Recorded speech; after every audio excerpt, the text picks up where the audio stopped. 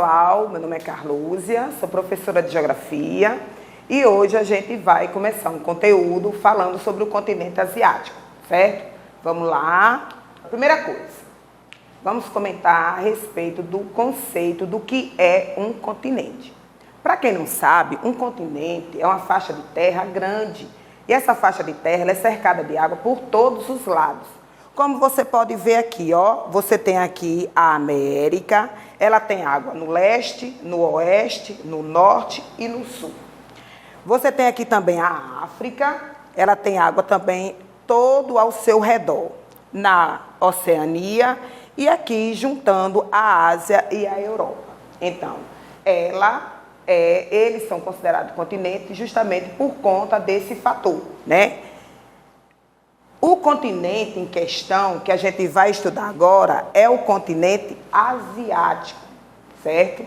Vamos ver a localização do continente asiático. Para isso, eu tenho que saber a localização das linhas imaginárias, que eu vou levar aqui como referência a linha do Equador e o meridiano principal. Se você olhar em relação a essas duas linhas imaginárias, você vai ver que a Ásia ela tem a sua quase totalidade no hemisfério norte. Todos os territórios acima da linha do Equador são no hemisfério norte.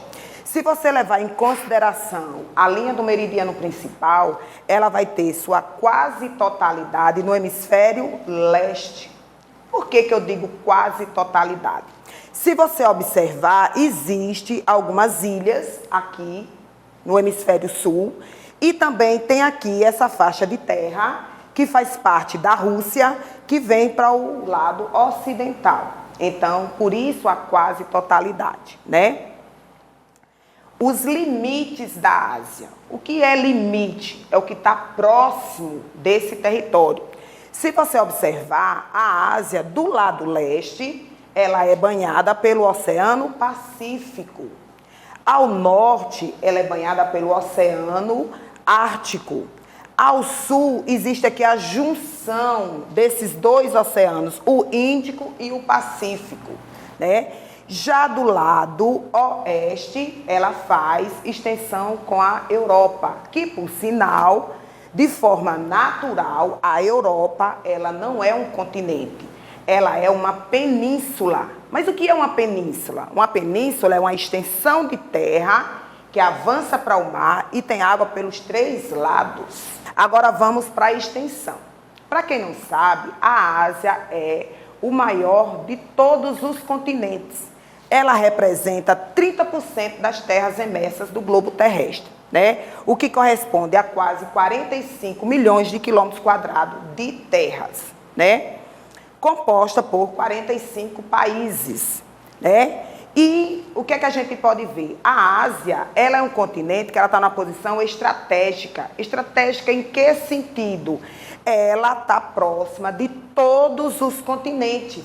Ela está próxima da Oceania, ela está próxima da Europa, da África e vindo aqui pelo Estreito de Bering, ela está próxima da América.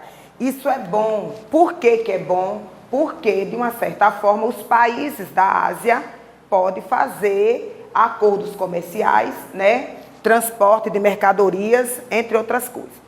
Agora vamos ver aqui a diversidade de paisagens naturais, certo? Primeira coisa que eu vou comentar aqui é sobre o clima. Como você pode observar no mapa, a Ásia ela tem uma diversidade climática. Mas por que que ela tem tantos climas? Como eu falei anteriormente, a Ásia ela é grande em extensão, mas não é só a extensão que faz dela ter vários tipos climáticos. Existem outros fatores. Quais são eles? Ela é banhada pelo mar. Ela tem áreas que são dentro do continente. Então, o clima que vai atingir aqui não é o mesmo do interior do continente. Outra coisa, a Ásia, ela tem terras em várias latitudes. Se você observar, ela tem aqui, em baixas latitudes, porque está perto da linha do Equador. Ela tem terras aqui, em médias latitudes. E também tem terras já próxima do Ártico. Então, isso faz desse continente, né, ter vários tipos climáticos, né? Como você vê aqui, ó, aqui ao sul, qual é o tipo climático? Vai ser o equatorial. Se você olhar aqui, esse azul já está próximo do Polo Norte. Vai ser o quê? Vai ser frio. Esse roxo aqui vai ser o polar. Já do lado oeste, nós temos regiões semiáridas. Por quê? Porque essa porção aqui é onde fica o Oriente Médio. Então, lá vai predominar regiões de clima desértico e semiárido, certo? Aí eu trouxe também aqui, né, um fenômeno climático que acontece na Ásia, que é o clima de monções. O que é o clima de monções? O clima de monções é justamente o quê? É um período em que a Ásia, ela vai ser sobrecarregada com uma estação muito chuvosa e outra estação muito seca. Como você está vendo aqui, ó, no período de dezembro a janeiro, as massas de ar, que são as nuvens que se formam aqui no continente, elas vão em direção ao continente. O que é que acontece? Essa porção aqui é onde fica o terreno mais elevado da Ásia. E o que é que acontece? As massas de ar vão em direção ao continente, ao oceano. Por isso, o que é que acontece? Elas vão apresentar características frias. Já na segunda imagem, que no caso aqui ocorre de julho a agosto, o que é que acontece? As massas de ar têm a direção contrária. Elas avançam do mar em direção ao continente. Então, quando é nesse período aqui, que é a monção de verão, o que é que acontece? A Ásia, ela vai receber muitas chuvas torrenciais.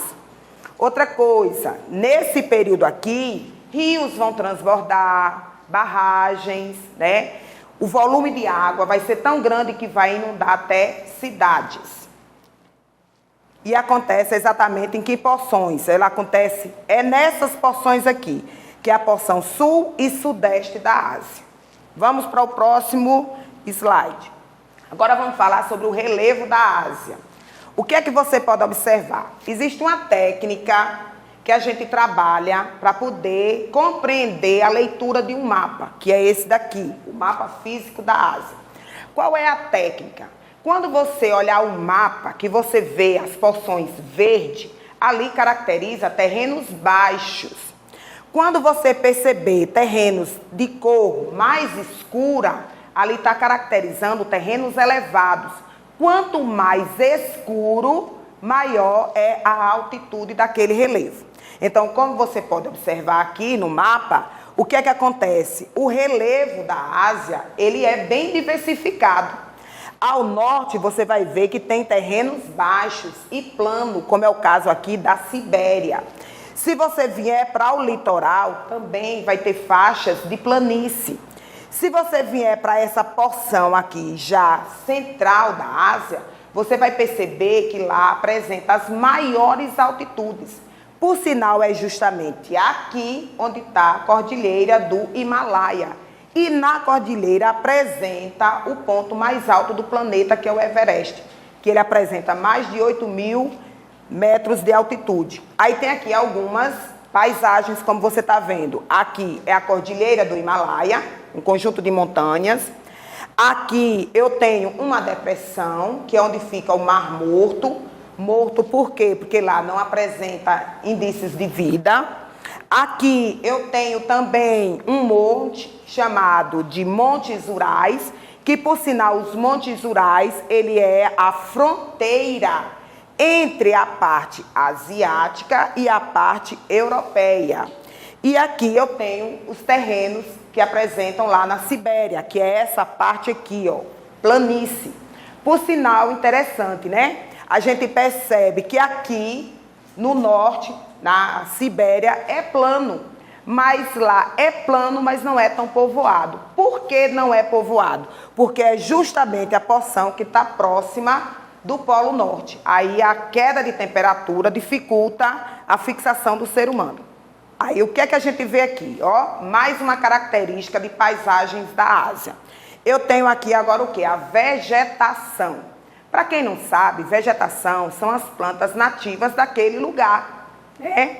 Então, o que é que eu vejo aqui? Da mesma forma que você viu lá no clima, você está vendo que aqui a vegetação ela é bem variada. Por quê? Por conta da extensão, né? Por conta de ter terrenos voltados para o mar, terrenos afastados do mar, por conta da questão da latitude baixa, média e alta. Então, isso faz com que as paisagens sejam diferentes, né? Então, vai apresentar vários tipos de vegetações.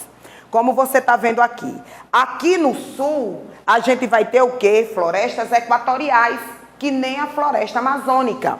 Quando você olhar aqui nesse rosa, vai apresentar o quê? Savanas, que são vegetações já de um porte menor. Quando você vier aqui para o norte, vai apresentar o quê? A tundra, que é essa vegetação aqui. Ela é uma vegetação rasteira e ela se adapta a temperaturas frias. Quando é a época do inverno rigoroso, aqui no norte da Ásia, toda essa vegetação aqui ela é coberta por gelo, né? Aqui você vê também, ó, já nessa porção aqui oeste, nós temos essa vegetação aqui, que são a vegetação do tipo xerófila, que é aquela vegetação que se adapta a regiões quentes e secas, que nem a nossa aqui, a caatinga. Aqui você está vendo o exemplo de vegetação que é dessa parte aqui, próxima ao Equador. Essa daqui são as pradarias, que por sinal é um tipo de vegetação que ela é favorável para a criação de gado. E essa daqui é a vegetação que a gente chama comumente de coníferas, né? Parece uma árvore de Natal. Bom, eu espero ter contribuído com a aprendizagem de vocês. E um beijo, fica com Deus e até a próxima aula. Breve!